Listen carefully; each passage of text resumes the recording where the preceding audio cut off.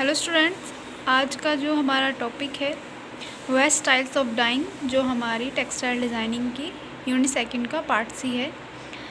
तो डाइंग क्या है? रंगाई की क्रिया वस्तु को रंग के घोल में डुबोकर की जाती है। यानी जो डाइंग प्रोसेस है या जो डाई की जाती है वो फैब्रिक पर जब की जाती है तो वो एक घोल के रूप में की जाती है, जिसमें पूरे वस्त्र को एक कलर के घोल में डुबाया जाता है। तैयार वस्त्र भी रंग में डुबोकर रंगे जाते हैं। यानी जो डाई की प्रोसेस है या जो रंगने की प्रक्रिया है वो हम किसी भी स्टेज पर कर सकते हैं। यानी हम फाइबर पर भी डाई कर सकते हैं, हम थ्रेड पर यानी यार्न पर भी डाई कर सकते हैं, या फिर हम पूरे वस्त्र पर भी रंग सकते हैं।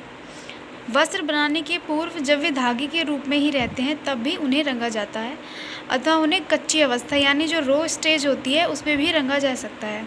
वस्त्र किसी भी अवस्था में रंगा जाए, विधि वही संपूर्ण वस्त्र को पूरी तरह से रंग के घोल में या रंग के पानी में डुबोने वाली ही रहती है।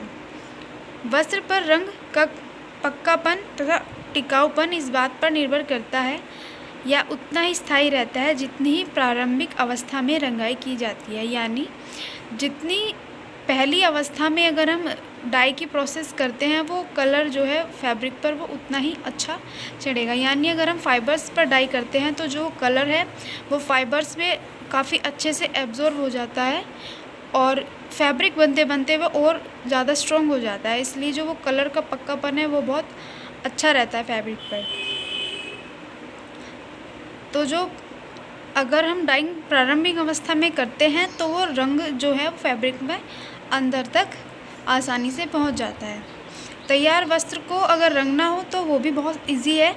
उसको हम अपनी इच्छा अनुसार या फैशन के अनुसार इन रंगों में भी परिवर्तन ला सकते हैं। यानी जो हमारी डाइंग प्रोसेस है वो हम फैशन के अकॉर्डिंग एक कलर में, दो कलर में या जितने कलर में हमें डिज़ाइन बनाने हैं उनके अकॉर्डिंग भी हम डाई कर सकते हैं। अब है स्टेजेस ऑफ डाइंग, यानी जो रंगाई की अवस्थाएं होती हैं वो कितने तरह की होती है। रंगाई निम्न अवस्थाओं में की जाती है। सबसे पहली है रो स्टिक डाइंग, यानी रेशों की रंगाई, यानी जो फाइबर्स होते हैं उनकी रंगाई। रेशों को यदि कच्ची अवस्था में ही रंगा जाता है तो रंग अंदर तक प्रवेश कर पाते हैं, तो सभी स्थानों पर रंग चढ़ता है और इजीली फाइबर्स एब्जॉर्ब कर पाते हैं। इस अवस्था में रंगाई के द्वारा तैयार वस्त्रों का रंग पक्का एवं टिकाऊ होता है। यानी जो सबसे पहली स्टेज है वो है फाइबर्स की।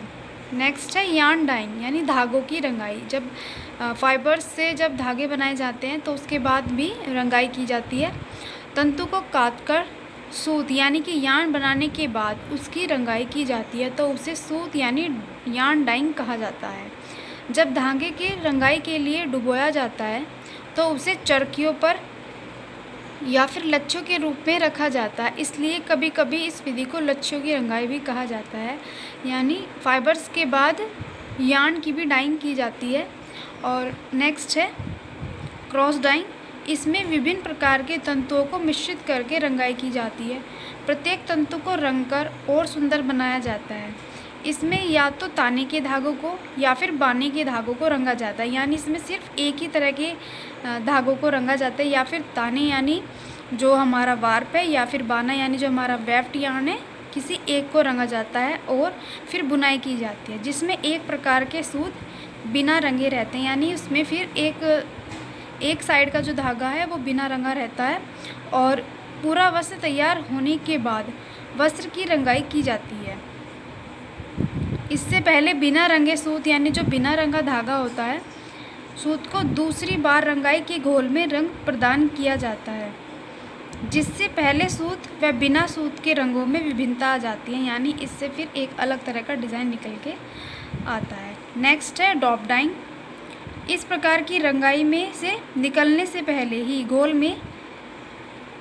इस प्रकार की रंगाई में मानवकृत तंतुओं को स्पिनरेट में से निकालने से पहले ही घोल में रंग लिया जाता है। यानी जब हम स्पिनरेट में से धागे तैयार करते हैं, जो हमारा धागों का घोल बनाया जाता है, तो उसमें ही हम कलर का जो घोल है उसको मिला दिया जाता है, जिससे वो जो धागे का हमारा घोल है उसमें कलर अच्छे से मिल जाए और धागों का जो कलर है वो एक समान और अच्छा कलर निकल के आता है।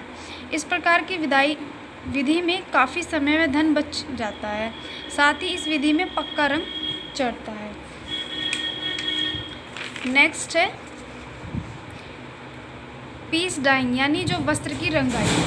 सबसे पहले हमारा फाइबर डाइंग होता है, फिर हमारी होती है पीस डाइंग यानी वस्त्र की रंगाई।